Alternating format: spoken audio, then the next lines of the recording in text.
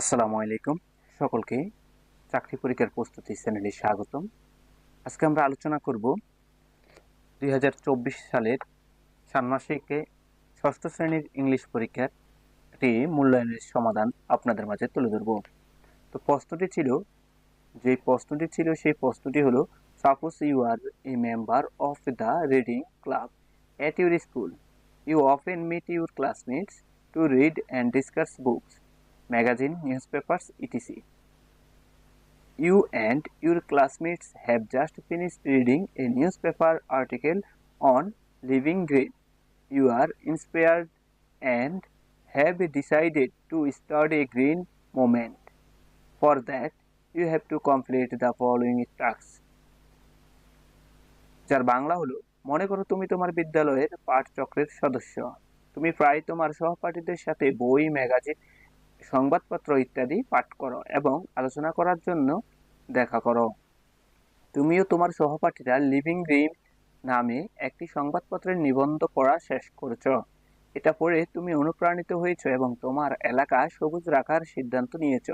তা করতে হলে তোমাকে নিচের কাজগুলো সম্পন্ন করতে হবে। তো আমরা দেখি টাস্ক 1-এ কি কাজ ছিল।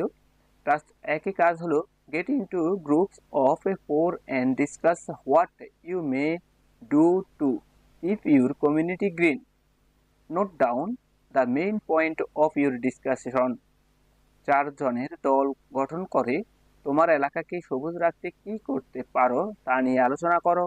আলোচনার মূল বিষয়গুলো নোট রাখো। তো আমরা টাস্ক 1-এর উত্তরপত্র আপনাদের মাঝে তুলে ধরেছি। যে টাস্ক 1-এর উত্তর হলো, যেমন main point of keeping the community green. এখানে মূল পয়েন্ট হলো, 1 নম্বরের মূল পয়েন্টটা হলো প্ল্যান্টিং মোর ট্রিজ। এটা হলো মূল পয়েন্ট এবং আপনি চাইলে এক লাইনের একটি বাক্য লিখে এটাকে বোঝাতে পারেন। একইভাবে আমরা 2 নম্বর পয়েন্টে দিছি প্রমোটিং রিসাইকেলিং। 3 নম্বর হলো রিডিউসিং প্লাস্টিক ইউজ। 4 দিলাম সেভিং ওয়াটার অ্যান্ড এনার্জি। 5 হলো ইউজিং পাবলিক ট্রান্সপোর্ট। 6 হলো প্রমোটিং এনভায়রনমেন্ট এডুকেশন। এছাড়াও যদি আপনার মনে চায় তাহলে আপনি অবশ্যই আপনারা আরও কয়েকটি পয়েন্টও যুক্ত করতে পারেন এবং প্রতিটি পয়েন্টেরও ব্যাখ্যা দেওয়া আবশ্যক। এবার আসি টাস্ক 2। টাস্ক 2-এ বলেছে, for your better understanding another important article on going green is giving here. Now read the article individually and complete the following activity. ভালোভাবে বোঝার জন্য গোয়িং গ্রিন নামে আরেকটি গুরুত্বপূর্ণ নিবন্ধ এখানে দেওয়া হলো। এখন এককভাবে নিবন্ধটি পড়ো এবং নিম্নলিখিত কাজটি করো। মনে রাখবেন, টাস্ক 1-এর কাজটি হলো দলীয়ভাবে এবং টাস্ক 2-এর কাজটি হলো এককভাবে। এবং প্রশ্নের গোয়িং, লিভিং এই নিবন্ধটি সম্পূর্ণ ভালোভাবে পড়ে নিন। এখান থেকে যে কাজটি করতে বলা হয়েছে তা হলো, note the adjectives in the given text and the nouns they described. Copy the table in your script. Complete the table below with 5 adjectives from the text and write the nouns they refer to. মূলত পছন্দ অনুচ্ছেদ থেকে 5টি adjective শনাক্ত করো এবং সেগুলোর নির্দেশিত নাউন চিহ্নিত করে তোমার খাতায় নির্ভুল লিখো। যে চকটি আপনারা দেখবেন এরকম একটি চক খাতায় করে নেবে এবং খাতায় করে নিয়ে টাস্ক 2 অ্যান্সার দেওয়া হলো সাস্টেনেবল, এর অ্যান্সার নাউন হলো লিভিং। মূলত এই যে গল্পটা আছে গোয়িং লিভিং থেকে খুঁজে বের করতে হবে। যেমন খেয়াল রাখবেন, অ্যাডজেক্টিভের পরেই কিন্তু নাউন বসে, অ্যাডজেক্টিভের পরেই নাউন বসে। এখানে অ্যাডজেক্টিভে সাস্টেনেবল এবং নাউন হলো লিভিং। অ্যাডজেক্টিভ যদি পপুলার হয় নাউন হবে ফ্রেশ। ঠিক একইভাবে এরকম 5টি নাউন এবং অ্যাডজেক্টিভ খুঁজে বের করতে এই ঘরগুলোতে লিখতে হবে। Task 10. As you want to make your community green, you need to talk to your community leaders for support. তুমি যেহেতু তোমার এলাকার সবুজায়নের কাজ করতে চাও, এই কাজে সমর্থন পেতে তোমার এলাকার গুরুত্বপূর্ণ ব্যক্তির সাথে কথা বলা প্রয়োজন। তাহলে এটাই টাস্ক 10-এ মূলত বলা হয়েছে যে এলাকার খুব গুরুত্বপূর্ণ একজন ব্যক্তির সাথে সবুজ এলাকা বাস্তবায়ন করার জন্য কথা বলার দরকার। তো তাহলে এই নাম্বারে বলছে now write a set a questions that you want to ask your community leaders. You must include at last 5 questions. In your questions, follow the rules of making interrogative sentence and using question mark properly. এখন তোমার এলাকার গুরুত্বপূর্ণ ব্যক্তির কাছে জিজ্ঞেস করার জন্য একটি প্রশ্নমালা তৈরি করো।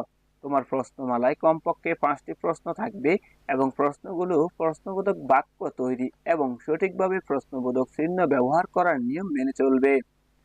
বি নম্বরে বলছে now based on the questions you have made, write an imaginary conversation between you and the community leader about the way to keep the locality green.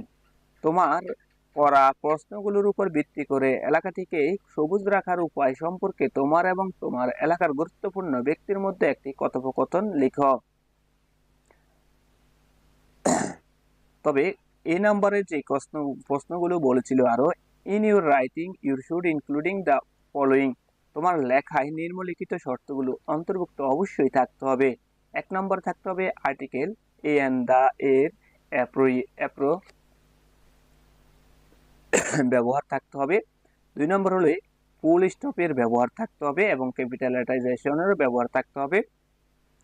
Assertive sentence ব্যবহার থাকতে হবে এবং ফর্মাল এক্সপ্রেস ওয়েলকাম সামওয়ান ব্যবহার থাকতে হবে এবং formal এক্সপ্রেসে respect আদার অপিনিয়নও থাকতে হবে।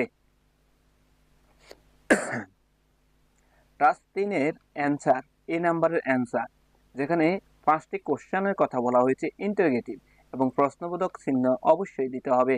তো এরকম একটি 5টি কোশ্চেন আমরা তুলে ধরেছি যা কমিউনিটি লিডারকে করা হয়ে থাকে। তুমি কমিউনিটি লিডারকে বলে থাকবে, এরকমই 5টি কোশ্চেন তুলে নিয়েছি, চাইলে এখনই দেখে নিতে পারো। এবং বি নম্বরে বলা হয়েছে কথোপকথন, তার কথোপকথনে নিজের মতন করেও তুলে নিতে পারো।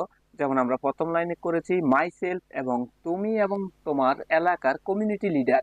সো মাই সেলফ এবং কমিউনিটি লিডার, যেমন গুড মর্নিং মিস্টার এক্স, যে কমিউনিটি লিডারের নাম যে কোনো কিছু হতে পারে, সো এখানে এক্স দিতে পারো। Thank you for talking the time to meet with me today. Community leader, good morning, it's my pleasure, how can I assist you. এইভাবে সাজিয়ে তো একটি ডায়লগ লিখে নিতে হবে। তো এই ডায়লগটিও তোমরা দেখতে পারো, পছন্দ হলে রেখে নিতে পারো।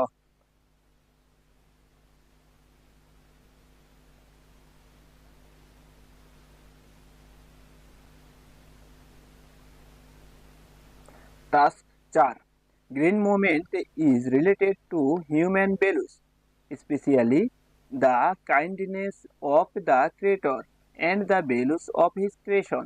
Now read the poem Kindness by Edgar Albert Guest and answer the following question.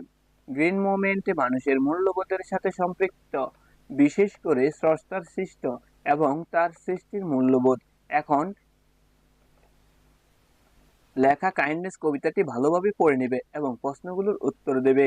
So প্রশ্নের কবিতাটি ভালোভাবে পড়ে নেবে। এই নাম্বার বলা হয়েছে how many stanzas are there in the poem, copy the first stanza and identify the rhyming words. কবিতাটি কয়েকটি স্ট্যান্জা আছে, কবিতার প্রথম স্ট্যান্জা কপি করো এবং রাইমিনিং ওয়ার্ড চিহ্নিত করো। এবং বি নম্বরে বলা হয়েছে copy the table below and in column A write 5 words from the poem kindness and in column B write the word that rhyme with the word in column A. নিচের চকটি খাতায় এঁকে column এ তে কবিতা থেকে 5টি word লিখো এবং column B তে সেগুলোর সাথে ছন্দের মিল আছে এমন ওয়ার্ড লিখো।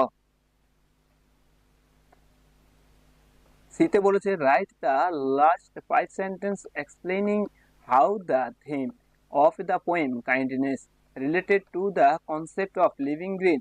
Use no less than 5 adjectives in your sentence. Kindness কবিতাটির মূল ভাব লিভিং গ্রিন এর ধারণার সাথে কিভাবে সম্পৃক্ত তা ব্যাখ্যা করো। কমপক্ষে 5টি বাক্য লিখো। তোমার লেখায় কমপক্ষে 5টি অ্যাডজেক্টিভ ব্যবহার করো।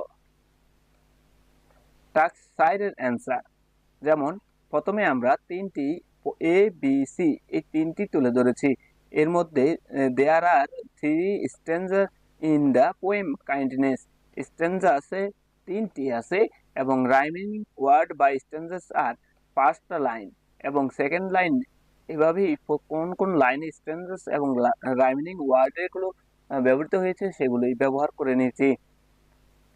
এবং এই কবিতার কাইন্ডনেসের সাথে কিভাবে লিভিং গ্রিনের একটি সম্পর্ক আছে তা বিস্তারিত এখানে তুলে ধরা হয়েছে। তোমরা দেখে নিতে পারো, 5টি পয়েন্ট তুলে ধরা হয়েছে এবং পরবর্তীতে বলা হয়েছে এই পয়েন্টগুলোতে অ্যাডজেক্টিভ গুলো আছে কিনা সেগুলো দেখে নিতে হবে। অবশ্যই 5টি লাইনের মধ্যে অ্যাডজেক্টিভ কোন কোন ওয়ার্ডগুলো অ্যাডজেক্টিভ ইউজ করেছে এই অ্যাডজেক্টিভ 5টি লিখে নিতে হবে।